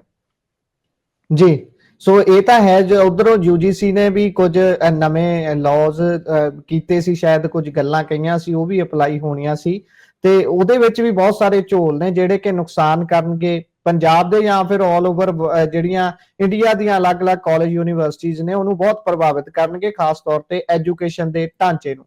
ਸੋ ਆਪਾਂ ਚੱਲੀਏ ਜੀ ਅਗਲੀ ਖਬਰ ਦੇ ਉੱਪਰ। ਇੱਕ ਹਰਿਆਣੇ ਦੇ ਏਜੰਟ ਦੇ ਉੱਪਰ ਮਾਮਲਾ ਦਰਜ ਹੋਇਆ ਕਿਉਂਕਿ ਇੱਕ ਨੌਜਵਾਨ ਨੂੰ ਉਸਨੇ ਵਿਦੇਸ਼ ਭੇਜਣ ਦੇ ਲਈ ਪੈਸੇ ਲਏ ਤੇ ਉਸ ਦੀ ਰਾਸਤੇ 'ਚ ਮੌਤ ਹੋ ਗਈ ਹੈ। ਇਹ ਕੀ ਹੈ ਜੀ ਸਾਰਾ ਮਾਜਰਾ? ਹਾਂ, ਇੱਕ 8ਵੀਂ ਪਾਸ ਮੁੰਡਾ ਸੀਗਾ ਰਣਦੀਪ ਸਿੰਘ, ਉਹਨੂੰ ਭੇਜਣ ਵਾਸਤੇ 22 ਲੱਖ ਰੁਪਏ ਏਜੰਟ ਨੇ ਲਿੱਤੇ ਸੀਗੇ। ਉਹ ਜਦੋਂ ਕੰਬੋਡੀਆ ਪਹੁੰਚਿਆ ਉੱਥੇ ਜਿਹੜੇ ਡੌਂਕਰ ਕਿੱਥੇ ਸੀਗੇ ਉਹਨਾਂ ਭੇਜਣਾ ਨੇ ਸੀ ਜੀ? ਕਿੱਥੇ ਇਹ ਭੇਜਣ ਦੇ ਪੈਸੇ ਲੱਗੇ? ਇਹ ਅਮਰੀਕਾ ਭੇਜਣ ਦਾ ਸੁਪਨਾ ਦਿਖਾਇਆ ਗਿਆ ਸੀਗਾ ਜੀ ਕਿ ਕੈਨੇਡਾ ਠੀਕ ਹੈ ਦੇ ਜੀ। ਰਾਹ ਅਸੀਂ ਤੁਹਾਨੂੰ ਅਮਰੀਕਾ ਭੇਜ ਦਾਂਗੇ। ਤੇ 22 ਲੱਖ ਰੁਪਏ ਲਏ ਸੀਗੇ ਤੇ ਉਹ 8 ਮਹੀਨਿਆਂ ਤੱਕ ਜਿਹੜਾ ਮੁੰਡਾ ਸੀਗਾ ਉਹ ਕੰਬੋਡੀਆ ਫਸਿਆ ਰਿਹਾ ਕਿਉਂਕਿ ਜਿਹੜੇ ਡੌਂਕਰ ਸੀਗੇ ਉਹ ਲਗਾਤਾਰ ਪੈਸੇ ਮੰਗਦੇ ਰਹੇ ਤੇ ਏਜੰਟ ਨੇ ਨਾ ਤਾਂ ਘਰ ਵਾਲਿਆਂ ਨੂੰ ਦੱਸਿਆ ਨਾ ਸਾਰੀ ਗੱਲ ਕਲੀਅਰ ਕੀਤੀ, ਜਿਸ ਕਰਕੇ ਜਿਹੜਾ ਹੈਗਾ ਉਹ ਕੰਬੋਡੀਆ ਦੇ ਡੌਂਕਰਾਂ ਨੇ ਉਹਨੂੰ ਮਾਰਤਾ ਮੁੰਡੇ ਨੂੰ। ਤੇ ਜੀ ਉਹਨਾਂ ਨੂੰ ਹਜੇ ਤੱਕ ਜਿਹੜੇ ਸ਼ਵ ਹੈ ਮੁੰਡੇ ਦੀ ਜਿਹੜੀ ਬੋਡੀ ਹੈ ਉਹ ਵੀ ਹਜੇ ਤੱਕ ਇੰਡੀਆ 'ਚ ਨਹੀਂ ਪਹੁੰਚੀ ਹੈਗੀ, ਉਹਦਾ ਵੀ ਕੋਈ ਅਤਾ ਪਤਾ ਨਹੀਂ। ਤੇ ਇਹ ਗੱਲ ਹੋਈ ਹੈ ਤੇ ਜਿਹੜਾ ਇੱਥੇ ਏਜੰਟ ਸੀਗਾ ਉਹਦੇ ਖਿਲਾਫ ਰਜਿਸਟਰ ਕੀਤੀ ਗਈ ਹੈਗੀ ਆ ਤੇ ਜਿਹੜਾ ਪਰਿਵਾਰ ਹੈ ਉਹ ਸਾਰਾ ਪਰੇਸ਼ਾਨ ਹੈਗਾ। ਤੇ ਪਹਿਲਾਂ ਉਹ ਜਿਹੜਾ ਮੁੰਡਾ ਸੀਗਾ ਇੱਥੇ ਪ੍ਰਾਈਵੇਟ ਨੌਕਰੀ ਕਰਦਾ ਸੀਗਾ ਤੇ ਅਮਰੀਕਾ ਦਾ ਸੁਪਨਾ ਵੇਚ ਕੇ ਉਹਨੂੰ ਅਮਰੀਕਾ ਭੇਜਣ ਦੀ ਗੱਲ ਹੋਈ ਕੈਨੇਡਾ ਦੇ ਰਾਹ ਤੇ ਉਹ ਕੰਬੋਡੀਆ ਦੇ ਵਿੱਚ ਮਾਰਿਆ ਗਿਆ। ਇੰਨੇ ਕਿੰਨੇ ਹੀ ਪੰਜਾਬੀ ਹੋਣਗੇ, ਆਪਾਂ ਨੂੰ ਪਤਾ ਹਰਿਆਣੇ ਵਾਲੇ ਵੀ ਬਹੁਤ ਸਾਰੇ ਮੁੰਡੇ ਨੇ ਜਿਹੜੇ ਕੰਬੋਡੀਆ ਜਾਂ ਫਿਰ ਪਨਾਮਾ ਦੇ ਜੰਗਲਾਂ 'ਚ ਪਤਾ ਨਹੀਂ ਕਿੱਥੇ ਕਿੱਥੇ ਅੱਡ-ਅੱਡ ਮੁਲਕਾਂ 'ਚ ਮਾਰੇ ਜਾਂਦੇ ਨੇ ਕਿਉਂਕਿ ਡੋਂਕਰ ਉੱਥੇ ਹੋਰ ਪੈਸਿਆਂ ਦੀ ਡਿਮਾਂਡ ਕਰਦੇ ਨੇ। ਪਰਿਵਾਰ ਕਈ ਵਾਰ ਕਮਜ਼ੋਰ ਹੁੰਦਾ, ਕਈ ਵਾਰ ਏਜੰਟ ਹੁੰਦਾ ਉਹ ਪਰਿਵਾਰ ਨੂੰ ਨਹੀਂ ਦੱਸਦਾ ਕਿ ਤੁਹਾਡਾ ਬੱਚਾ ਉੱਥੇ ਫਸਿਆ ਹੋਇਆ ਹੈਗਾ ਤੇ ਉਹ ਉੱਥੇ ਪੈਸੇ ਦੀ ਡਿਮਾਂਡ ਹੋ ਰਹੀ ਹੈ ਉਹਨੂੰ ਬਾਹਰ ਕੱਢਣ ਵਾਸਤੇ। ਤੇ ਏਦਾਂ ਦੀਆਂ ਚੀਜ਼ਾਂ ਹੁੰਦੀਆਂ ਨੇ ਤੇ ਰਣਦੀਪ ਉਸੇ ਚੀਜ਼ ਦਾ ਸ਼ਿਕਾਰ ਹੋਇਆ ਹੈਗਾ ਤੇ 22 ਲੱਖ ਰੁਪਇਆ ਵੀ ਉਹਨਾਂ ਦਾ ਗਿਆ ਤੇ ਬੱਚਾ ਵੀ ਗਿਆ ਤੇ ਡੈਡ ਬੋਡੀ ਵੀ ਨਹੀਂ ਮਿਲੀ ਬੱਚੇ ਦੀ। ਇਹ ਖਾਸੀ ਮਤਲਬ ਬਹੁਤ ਅੰਦਰ ਤੱਕ ਹਿਲਾ ਦੇਣ ਵਾਲੀ ਗੱਲ ਹੈ। ਤੇ ਇਹ ਜੀ ਇੱਕ ਹਿਸਾਬ ਨਾਲ ਨਾ ਮਤਲਬ ਇਹ ਏਦਾਂ ਦੀਆਂ ਖਬਰਾਂ ਨੇ ਜਿਹਨੂੰ ਦੇਖ ਕੇ ਅਜੀਬ ਹੀ ਲੱਗਦਾ ਹੈਗਾ। ਮੈਂ ਜਿਹੜੇ ਰਣਦੀਪ ਤੇ ਮਾਤਾ ਹੋਰੀ ਸੀਗੇ ਉਹਨਾਂ ਦੇ ਉਹ ਰੋ ਰਹੇ ਸੀਗੇ, ਉਹਨਾਂ ਦੀ ਮੈਂ ਵੀਡੀਓਜ਼ ਫੋਟੋਜ਼ ਦੇਖ ਰਿਹਾ ਸੀ, ਮੈਨੂੰ ਬਹੁਤ ਅਜੀਬ ਲੱਗ ਰਿਹਾ ਸੀਗਾ ਕਿ ਇੱਕ ਮਾਂ ਜਿਹਨੇ ਆਪਣੇ ਪੁੱਤ ਨੂੰ ਇੰਨਾ ਵੱਡਾ ਕੀਤਾ ਨਾ ਉਹਦਾ ਅੰਤਿਮ ਸੰਸਕਾਰ ਕਰਨ ਵਾਸਤੇ ਉਹਦੀ ਬੋਡੀ ਵੀ ਨਹੀਂ ਮਿਲੀ ਉਹਨੂੰ। ਤੇ ਮੈਨੂੰ ਲੱਗਦਾ ਕਿ ਹੂੰ ਬਹੁਤ ਅਜੀਬ ਹੈਗਾ ਤੇ ਇਹਦੇ ਤੇ ਗੱਲ ਕਰਨੀ ਵੀ ਹੋਰ ਵੀ ਅਜੀਬ ਹੈ, ਪਰ ਇਹ ਸੱਚਾਈ ਹੈਗੀ ਆ, ਕਿਉਂਕਿ ਇੱਥੋਂ ਦੀ ਜਿਹੜੀ ਸੁਸਾਇਟੀ ਹੈ ਉਹ ਇਹ ਰਣਦੀਪ ਵਰਗੇ ਮੁੰਡਿਆਂ ਨੂੰ ਰਿਜੈਕਟ ਕਰ ਦਿੰਦੀ ਹੈ, ਨਾ ਉਹਨਾਂ ਨੂੰ ਰੋਜ਼ਗਾਰ ਦਿੰਦੀ ਹੈਗੀ ਆ, ਨਾ ਉਹਨਾਂ ਨੂੰ ਜਿਹੜਾ ਇੱਕ ਅੱਗੇ ਦਾ ਪ੍ਰੋਜੈਕਟ ਹੋਣਾ ਚਾਹੀਦਾ ਲਾਈਫ ਦਾ ਉਹ ਕੋਈ ਹੁੰਦਾਗਾ, ਤੇ ਕਿਤੇ ਨਾ ਕਿਤੇ ਇੱਥੇ ਡਾਇਰੈਕਸ਼ਨਲੈਸ ਹੋ ਕੇ ਫਿਰ ਉਹ ਸਾਰਾ ਕੁਝ ਹੁੰਦਾ। ਮੈਨੂੰ ਲੱਗਦਾ ਕਿ ਇੱਕ ਆਪਾਂ ਪਹਿਲਾਂ ਵੀ ਗੱਲ ਕੀਤੀ ਹੈਗੀ ਆ, ਪੰਜਾਬ ਕੋਲ ਹਰਿਆਣਾ ਕੋਲ ਪੋਲੀਟੀਕਲ ਪ੍ਰੋਜੈਕਟ ਮਿਸਿੰਗ ਹੈ। ਇੱਕ ਵਾਰ ਜੀ ਠੀਕ ਜੀ ਹੈ ਕਿ ਇਹ ਫਾਰਮਰ ਪ੍ਰੋਟੈਸਟ ਜਾਂ ਇੱਕ ਦੋ ਚੀਜ਼ਾਂ ਕਰਕੇ ਲੱਗਿਆ ਸੀਗਾ ਕਿ ਪੰਜਾਬ ਜਿਹੜੇ ਨੌਜਵਾਨ ਹੈਗੇ ਆ ਉਹਨਾਂ ਨੂੰ ਇੱਕ ਰਾਹ ਮਿਲ ਰਹੀ ਹੈ, ਪਰ ਮੈਨੂੰ ਲੱਗਦਾ ਕਿ ਇੱਕ ਲਾਰਜਰ ਪ੍ਰੋਜੈਕਟ ਮਿਸਿੰਗ ਹੈਗਾ ਸੁਸਾਇਟੀ ਦਾ, ਤੇ ਉਹਦੇ ਬਾਰੇ ਕੋਈ ਵੀ ਗੱਲ ਕਰ ਨਹੀਂ ਰਿਹਾਗਾ। ਕਈ ਸਾਰੇ ਜਿਹੜੇ ਸਿੱਖ ਪ੍ਰੀਚਰਸ ਹੈਗੇ ਆ ਉਹ ਕੋਸ਼ਿਸ਼ ਕਰਦੇ ਨੇ ਕਿ ਜਿਹੜੇ ਪੰਥਕ ਬੰਦੇ ਨੇ ਉਹ ਕਈ ਸਾਰੀਆਂ ਚੀਜ਼ਾਂ ਪਸਾਰਨ ਦੀ ਗੱਲ ਕਰਦੇ ਨੇ ਜਾਂ ਫਿਰ ਚੰਗੀਆਂ ਗੱਲਾਂ ਵੀ ਕਰਦੇ ਨੇ, ਪਰ ਉਹਨਾਂ ਦਾ ਜਿਹੜਾ ਪ੍ਰਚਾਰ ਹੈਗਾ ਉਹ ਡੇ ਲੈਵਲ ਤੇ ਨਹੀਂ ਹੈ। ਮੈਨੂੰ ਲੱਗਦਾ ਕਿ ਇੱਕ ਜਿਹੜਾ ਲਾਰਜਰ ਪੋਲੀਟੀਕਲ ਪ੍ਰੋਜੈਕਟ ਹੋਣਾ ਚਾਹੀਦਾ ਸੁਸਾਇਟੀ ਨੂੰ ਅੱਗੇ ਦਾ ਸੁਪਨਾ ਦਿਖਾਉਣ ਵਾਸਤੇ, ਉਹ ਮਿਸਿੰਗ ਹੈਗਾ। ਜਦੋਂ ਬੰਦਾ ਆਪਣੀ ਹੋਮਲੈਂਡ ਤੇ ਅੱਗੇ ਦਾ ਸੁਪਨਾ ਨਹੀਂ ਦੇਖ ਸਕਦਾ, ਉਹਨੂੰ ਅੱਗੇ ਕੁਝ ਨਹੀਂ ਦਿਖਾਈ ਦਿੰਦਾ, ਇਸ ਕਰਕੇ ਹੀ ਉਹ ਮਾਈਗ੍ਰੇਸ਼ਨ ਵੱਲ ਵੱਧਦਾਗਾ। ਇਸ ਕਰਕੇ ਫਿਰ ਉਹ ਚਾਹੇ ਗਲਤ ਰਾਹ ਨਾਲ ਬਾਹਰ ਜਾਣ ਦੀ ਗੱਲ ਹੋਇਆ ਕਿਸੇ ਹੋਰ ਤਰੀਕੇ ਨਾਲ, ਉਹ ਚੱਕਰ ਹੈਗਾ ਮੈਨੂੰ ਲੱਗਦਾ ਕਿ ਸਾਰਾ। ਜੀ, ਇਹ ਤਾਂ ਤੁਹਾਡੀ ਗੱਲ ਬਿਲਕੁਲ ਠੀਕ ਹੈ ਕਿ ਬਹੁਤ ਵੱਡੇ ਪੱਧਰ ਤੇ ਪ੍ਰੋਜੈਕਟਾਂ ਦੀ ਲੋੜ ਹੈ। ਇੱਥੇ ਤਾਂ ਸਾਡੇ ਪੰਜਾਬ 'ਚ ਕਹਿੰਦੇ ਸਕੂਲਾਂ 'ਚ ਤੁਹਾਨੂੰ ਆਇਲਸ ਕਰਾ ਦੇਣੀ ਹੈ, ਪਰ ਆਇਲਸ ਕਿਸੇ ਨੇ ਕਰਨੀ ਕੀ ਹੈ। ਉਹ ਲਵਲੀ ਨੂਰ ਦੇ ਗੀਤ ਦੀਆਂ ਲਾਈਨਾਂ ਨੇ, ਉਹ ਕਹਿੰਦੇ ਕਿ ਏਜੰਟ ਪੁਣੇ ਦੇ ਵਿੱਚ ਕੋਈ ਨਹੀਂ ਚਾਚਾ, ਨਾ ਹੀ ਕੋਈ ਮਾਮਾ, ਅੱਧਿਓਂ ਵੱਧ ਜਵਾਨੀ ਪੰਜਾਬ ਦੀ ਖਾ ਗਿਆ ਜੰਗਲ ਪਨਾਮਾ। ਇਹ ਜੰਗਲ, ਇਹ ਡੌਂਕਰ ਇਸ ਤਰੀਕੇ ਦੇ ਨਾਲ ਪੰਜਾਬ ਦੀ ਹੀ ਨਹੀਂ, ਸਾਡੇ ਨਾਲ ਦੀ ਨਾਲ ਹਰਿਆਣੇ ਦੀ, ਸਾਡੇ ਜਿਹੜੇ ਛੋਟੇ ਭਾਈ ਕਹਿੰਦੇ ਨੇ, ਉਹਨਾਂ ਦੀ ਜਵਾਨੀ ਨੂੰ ਖਾ ਰਿਹਾ ਹੈ, ਲਗਾਤਾਰ ਕੋਰਾ ਲੱਗ ਰਿਹਾ। ਪਰ ਜਿਹੜੇ ਸੱਤਾਧਾਰੀਏ ਨੇ ਉਹ ਚੁੱਪ ਕਰਕੇ ਬੈਠੇ ਹੋਏ ਨੇ, ਉਹ ਮਾਣ ਰਹੇ ਨੇ ਆਨੰਦ, ਹਾਲੇ ਨਹੀਂ ਕੋਈ ਪ੍ਰੋਜੈਕਟ ਲੈ ਕੇ ਆਉਣਗੇ, ਇਹ ਤਾਂ ਸਪਸ਼ਟ ਹੈ। ਸੋ ਸਾਡੇ ਪ੍ਰੋਗਰਾਮ ਦਾ ਸਮਾਂ ਇੱਥੇ ਹੀ ਸਮਾਪਤ ਹੁੰਦਾ ਹੈ। ਸੋ ਪੁਨੀਆ ਜੀ, ਤੁਸੀਂ ਜਾਣਕਾਰੀਆਂ ਸਾਂਝੀਆਂ ਕੀਤੀਆਂ, ਬਹੁਤ ਬਹੁਤ ਧੰਨਵਾਦ ਜੀ। ਸਤਿ ਸ਼੍ਰੀ ਅਕਾਲ। ਸਤਿ ਸ਼੍ਰੀ ਅਕਾਲ। ਸੋ ਇਹ ਸਨ ਸਾਡੇ ਨਾਲ ਮਨਦੀਪ ਪੁਨੀਆ ਜੀ, ਜਿਨ੍ਹਾਂ ਨੇ ਜਾਣਕਾਰੀਆਂ ਤੁਹਾਡੇ ਨਾਲ ਸਾਂਝੀਆਂ ਕੀਤੀਆਂ ਨੇ। ਪ੍ਰੋਗਰਾਮ ਤੁਹਾਨੂੰ ਕਿਹੋ ਜਿਹਾ ਲੱਗਿਆ, ਤੁਸੀਂ ਆਪਣੇ ਵਿਚਾਰ ਰਾਏ ਟਿੱਪਣੀਆਂ ਸਾਡੇ ਨਾਲ ਪੰਜਾਬੀ ਰੇਡੀਓ USA ਤੇ ਪੰਜਾਬੀ TV USA ਦੇ ਵੱਖ-ਵੱਖ ਪਲੇਟਫਾਰਮਸ ਦੇ ਜ਼ਰੀਏ ਸਾਂਝੇ ਕਰ ਸਕਦੇ ਹੋ। ਜੁੜੇ ਰਹੋ ਪੰਜਾਬੀ ਰੇਡੀਓ USA ਦੇ ਨਾਲ, ਕਿਉਂਕਿ ਪ੍ਰੋਗਰਾਮਾਂ ਦੀ ਲਗਾਤਾਰਤਾ ਇਸੇ ਤਰ੍ਹਾਂ ਬਰਕਰਾਰ ਹੈ। ਮੈਨੂੰ ਦਿਓ ਇਜਾਜ਼ਤ, ਧੰਨਵਾਦ, ਸਤਿ ਸ਼੍ਰੀ ਅਕਾਲ।